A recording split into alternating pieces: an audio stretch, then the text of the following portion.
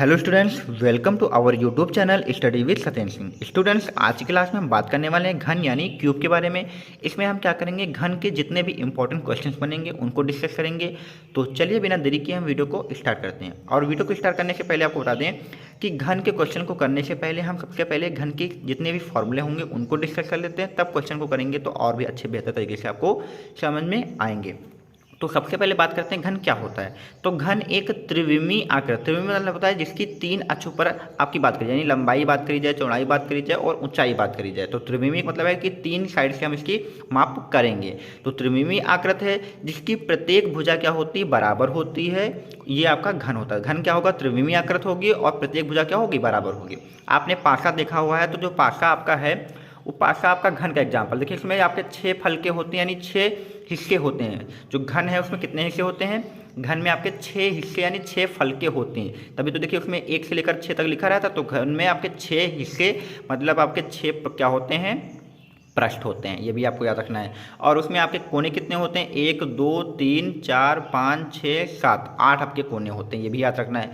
फिर बात करते हैं कि अगर हम मान लें घन की भुजा, अगर हम क्या मान लें यहाँ पे, घन की भुजा अगर हम ए मान लें। अब बोला गया कि घन क्या होता है, घन वो होता है जिसकी सारी भुजाएं बराबर हों, और भुजा को हमने मान क्या लिया है, ए। तो यानी मतलब लंबाई भी ए होगी, चौड़ाई भी ए होगी, ऊंचाई भी ए ही होगी, क्योंकि सारी भुजाएं क्या होंगी, ए होंगी। देखिए यहाँ पे ये घन आपका बना हुआ है, यहाँ पे आप स्क्रीन पर देख सकते हैं। तो ये आपकी यहाँ पे लंबाई होगी तो ये भी ए होगी, ये आपकी चौड़ाई होगी तो ये भी आपकी ए होगी, ये आपकी ऊंचाई होगी तो ये भी आपकी ए ही होगी।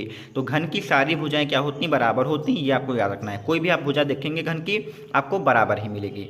अब इसके बाद बात करते हैं इसका, अगर हमें आयतन निकालना हुआ इस घन का, तो हम कैसे बताएंगे इसका आयतन। तो घन का आयतन निकालने के लिए क्या करना है आपको, ए क्यूब यानी भुजा का क्या करना है, क्यूब। ए क्यूब का मतलब क्या है, जो आपकी भुजाएं होंगी लंबाई चौड़ाई ऊंचाई उसका क्या कर देना है, क्यूब कर देना है। तो ए क्यूब करेंगे तो आपका घन का आयतन आ जाएगा। फिर घन का पृष्ठीय क्षेत्रफल की बात करें तो क्षेत्रफल निकालने के लिए आपको क्या करना है, भुजा गुणे भुजा करना है, यानी ए स्क्वायर करना है। अब हमें देखिए इसमें 6 हिस्से होते हैं, इसलिए इसमें हमने 6 से गुणा करा दिया है, और एक हिस्से का क्षेत्रफल जो होता है ए स्क्वायर होता है। ठीक है, देखिए यहाँ पे 6 हिस्से हैं और एक हिस्से का जो क्षेत्रफल होता है ए स्क्वायर यानी भुजा स्क्वायर होगा, और 6 से गुणा इसलिए करा है क्योंकि टोटल का हमें निकालना है, तो इसलिए 6 स्क्वायर। घन का विकर्ण की बात करें तो इसके अंदर आपका विकर्ण क्या होगा, जो एक तिरछी लाइन आपकी खींची जा सकती है वो आपका विकर्ण होगी। तो उसका विकर्ण निकालने के लिए आपको क्या करना है, a√3 लगाना है, यानी ए आपकी भुजा हो जाएगी, √3 आपका आपके फॉर्मूले में रहेगा। तो ये आपके फॉर्मूले हो गए। अब हम चलते हैं क्वेश्चन की तरफ। हमारा पहला क्वेश्चन लिखा है कि एक घन की भुजा 8 सेंटीमीटर है। तो घन की भुजा का मतलब हमारा ए का मान कितना दिया हुआ है, 8 सेंटीमीटर दिया, क्योंकि घन की भुजा को हम ए से यहाँ पे लिखने वाले हैं। तो बोला गया है तो इस घन का आयतन व पृष्ठीय क्षेत्रफल ज्ञात कीजिए। तो सबसे पहले हम यहाँ पे आयतन निकालेंगे। आयतन को हम चाहे तो v से भी लिख सकते हैं, आयतन को वॉल्यूम कहते हैं। तो आयतन का मतलब हमें v निकालना है। v बराबर हमारा फॉर्मूला क्या होगा, ए क्यूब होगा, क्योंकि हमने आपको घन का आयतन का सूत्र बताया है, भुजा क्यूब होता है। तो आयतन यानी हमें v निकालना है। ए का वैल्यू कितनी है, 8 है, तो 8 का क्या करेंगे, क्यूब करेंगे। क्यूब का मतलब होता है कि 8 को आपको 3 बार क्या कराना है, गुणा कराना है। तो 8 को अगर आप 3 बार गुणा कराएंगे तो आपका जो आएगा वो 512 आएगा। तो 512 सेंटीमीटर क्यूब आपका यहाँ पे घन हो जाएगा, क्योंकि घन का जो फॉर्मूला का जो मात्रक होता है वो सेंटीमीटर क्यूब या मीटर क्यूब आपका हो जाएगा, यानी क्यूब होना चाहिए। तो ये आपका आयतन आ जाएगा। सिंपली आपकी भुजा दी थी, भुजा रख दीजिए, आप फार्मूले से क्यूब निकाल लीजिए, आपका 512 आ जाएगा। फिर निकालना है पृष्ठीय क्षेत्रफल। तो पृष्ठीय क्षेत्रफल के लिए हम यहाँ इसे एरिया से लिखे ले रहे हैं यहाँ पे। तो इसका हमने बताया 6a² बताया था आपको फॉर्मूला। तो पृष्ठीय क्षेत्रफल के लिए आपको 6a² में a की वैल्यू 8 रखनी है, 6 लिखा। और यहाँ पे देखिए एक जगह क्या रखें, 8 का यहाँ पे क्या करेंगे, स्क्वायर करेंगे। तो हमारा 6 और 8 का स्क्वायर कितना होता है, 64 आएगा। अब 6 चौक 24 हो जाएगा, 6 छंग 36, 36 में 2 जोड़ेंगे तो 38, यानी 384 सेंटीमीटर स्क्वायर हमारा यहाँ पे क्षेत्रफल आ जाएगा। और क्षेत्रफल का मात्रक सेंटीमीटर स्क्वायर होता है। तो पहला आंसर हमारा यहाँ पे ये ऐसे सॉल्व हो जाएगा। चलिए इसके बाद हम क्वेश्चन नंबर 2 को डिस्कस करते हैं। फ्रेंड्स, यहाँ पे क्वेश्चन नंबर 2 में लिखा है कि एक घन का आयतन 216, यहाँ पे आयतन है कि ये काट दीजिए, यहाँ पे आयतन जो दिया है वो 216 दिया है। तो आयतन को हम सबसे पहले v से लिखते हैं। तो v बराबर जो हमारा दिया हुआ है वो 216 सेंटीमीटर क्यूब दिया है, इसको हम सबसे पहले यहाँ पे नोट कर लेते हैं। फिर पूछा गया है तो इस घन की भुजा, यानी हमें क्या निकालना है, भुजा का मतलब हमें ए की वैल्यू बतानी है, और पृष्ठीय क्षेत्रफल मतलब हमें एरिया बताना है। ये 2 चीज़ें हमें यहाँ पे बतानी है। तो सबसे पहले हम घन की भुजा निकालते हैं। अब देखिए यहाँ पे आयतन बराबर 216 दिया है, तो घन के आयतन का जो सूत्र होता है वो क्या होता है, भुजा क्यूब, यानी ए क्यूब हो आपका होता है। तो ए क्यूब बराबर आपका क्या हो जाएगा, 216 हो जाएगा, क्योंकि आयतन की जगह पे हमने क्या लिख दिया है, आयतन की जगह पे हमने यहाँ पे भुजा क्यूब लिख दिया, क्योंकि ये आपका फॉर्मूला होता है आयतन का। अब यहाँ पे क्या करेंगे, अगर हम क्यूब हटाएंगे तो इस पे आपका क्यूब रूट लगेगा, यानी घनमूल लगेगा। घनमूल एक वर्गमूल होता है, एक घनमूल। वर्गमूल में आपका क्या होता है, 2 के जोड़े बनाकर बाहर निकाले जाते हैं, घनमूल में आपके 3 के जोड़े बनाएंगे। तो 216 जो आपका है वो आपका घनमूल जो होगा वो 6 का होता है, यानी इसमें 6 आपके 3 बार होते हैं। 6 छंग 36, 36 को 6 से गुणा करेंगे तो 216 आएगा। अब क्यूब रूट है तो यहाँ पे देखिए 6 के कितने जोड़े बने हैं, 3 बने हैं, तो 3 में से आपका एक 6 बाहर आ जाएगा, यही आपका यहाँ पे भुजा निकल कर आ जाएगी। ठीक है, 216 का जो आपका क्यूब रूट होगा वो आपका कितना होगा, 6 होगा, क्योंकि 216 में आपके 3 6 होते हैं और 3 6 में से आपका एक 6 आपका यहाँ पे घनमूल से बाहर आ जाएगा। ठीक है, तो आपकी भुजा आ चुकी है। अब हम निकालेंगे इसका एरिया। एरिया मतलब आपका क्या होगा, 6a² होगा। तो 6 का किया, यहाँ पे a² की वैल्यू कितने रखेंगे, 6 का स्क्वायर। तो 6 और यहाँ पे 6 का स्क्वायर यानी मतलब 6 बार यही लिखेंगे। तो 6 रंग 36, 36 को 6 से गुणा करेंगे तो 216। तो आपका आयतन और जो पृष्ठीय क्षेत्रफल है आपका 216 सेंटीमीटर स्क्वायर यहाँ पे यही होगा। तो ठीक है, ये दोनों आपके सेम ही आंसर यहाँ पे आ जाएंगे। क्वेश्चन नंबर 3 को आप डिस्कस करते हैं। तो क्वेश्चन नंबर 3 लिखा है कि एक घन का विकर्ण 12 रूट 3 सेंटीमीटर है। तो घन का विकर्ण को आप लिख लेते हैं, विकर्ण को ऐसे डी लिख के लिखते हैं, लेकिन मैं आपको यहाँ पे विकर्ण बराबर लिख दे रहा हूँ, ब्रैकेट में आपका डी।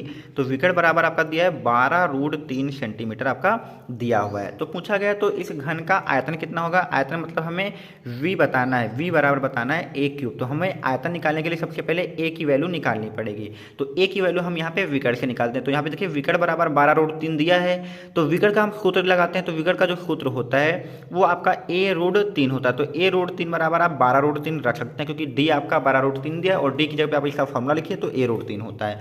अब इधर से रूट 3 इधर से रूट 3 काट दीजिए, तो a बराबर जो आपका निकल कर आएगा वो आपका 12 सेंटीमीटर, मतलब आपकी जो भुजा आई है 12 सेंटीमीटर है। अब भुजा आ चुकी है तो आपका आयतन आ जाएगा। तो आयतन निकालना है तो a की जगह पे आप यहाँ पे क्या रखिए, 12 का क्यूब। अब 12 का क्यूब मतलब आपको 12 को कितनी बार लिखना है, 3 बार लिखना है, और 3 बार इसको गुणा कराइए।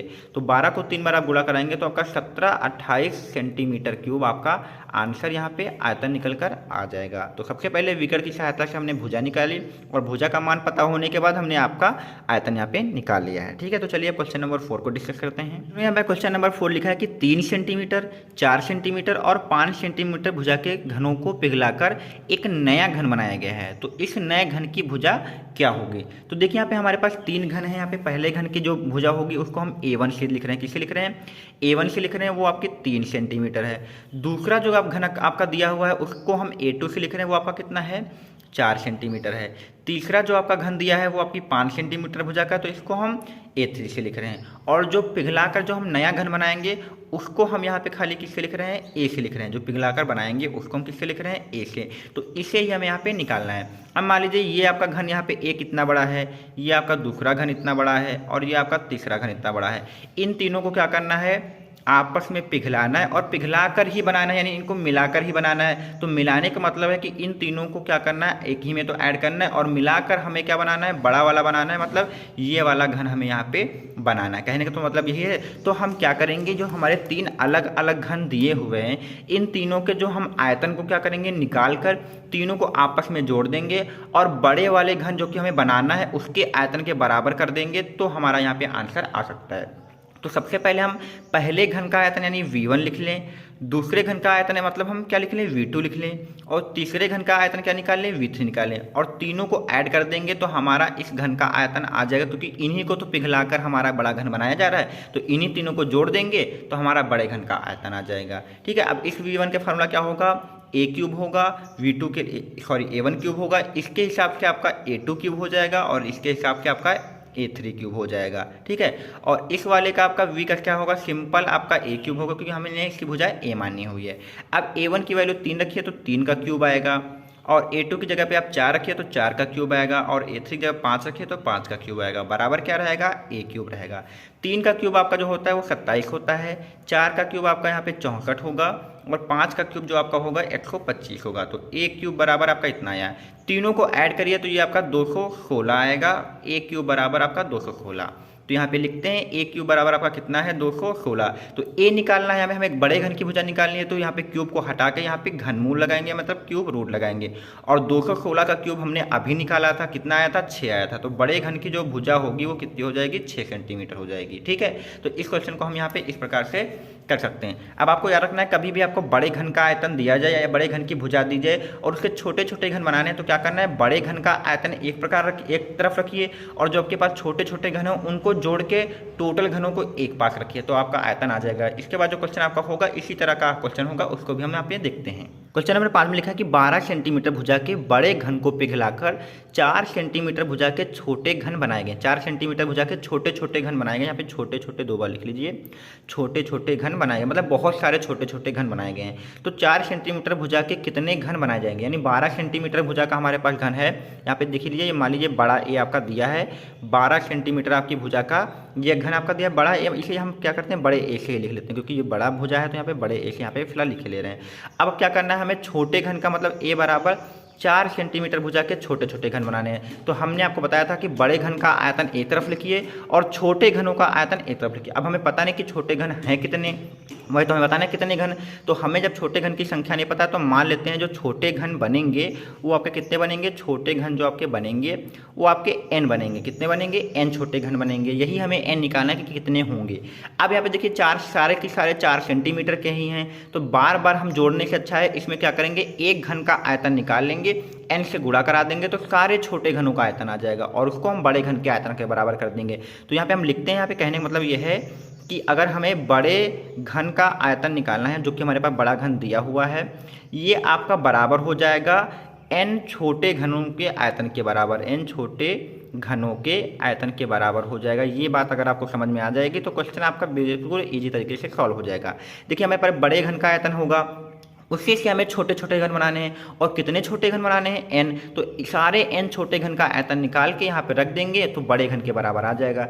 अब बड़े घन के आयतन का जो सूत्र है वो आपका a क्यूब होगा और छोटे घन के आयतन का जो सूत्र होगा वो आपका a क्यूब होगा। और यहाँ पे n से गुणा इसलिए कर रहे हैं क्योंकि ये एक छोटे घन का आयतन है और जितने भी घन होंगे उनसे गुणा करा देंगे तो पूरे घनों का आयतन आ जाएगा। अब a की वैल्यू देखिए यहाँ पे बड़े घन के लिए तो 12 का क्यूब दिया हुआ है तो 12 का क्यूब लिखेंगे। n यहाँ पे छोटे घन की भुजा कितनी दी है, 4 का क्यूब दिया तो 4 क्यूब लिखेंगे। अब यहाँ पे देखिए n बराबर निकालना है तो यह 4 क्यूब आपका नीचे आ जाएगा, तो n बराबर आप देखेंगे तो 12 का क्यूब बटे कितना आएगा, 4 का क्यूब आएगा। अब 12 को हम ऐसे लिख लीजिए, 12 गुणे 12 गुणे 12 3 बार लिख लें और 4 को भी 4 गुणे 4 गुणे 4 ऐसे लिख लें, तो ये आपका 4 तियाँ 12 आ जाएगा, 4 तियाँ 12 आ जाएगा और 4 तियाँ 12 आ जाएगा। तो 3 त्रिका 9 त्रिक 27, तो n का मान जो आपका निकल के आएगा वो n बराबर आपका 27 निकले। यानी छोटे घन कितने होने चाहिए, 27, मतलब 27 घन आपके छोटे होंगे तो आपके बड़े घन के आयतन के बराबर आ जाएगा। तो इस क्वेश्चन को हमने यहाँ पे ऐसे सॉल्व कर लिया। इसी के साथ हमने सारे घन के क्वेश्चन को डिस्कस कर लिया है। उम्मीद करता हूँ आप सभी को सभी क्वेश्चन समझ में आए होंगे। अगर वीडियो पसंद आए तो चैनल को लाइक सब्सक्राइब और शेयर करिए। अगर आपको लगता है कि घन के क्वेश्चन कुछ और करने चाहिए तो कमेंट बॉक्स में हमें जरूर बताएं, इसका पार्ट 2 भी हम आपको बना देंगे।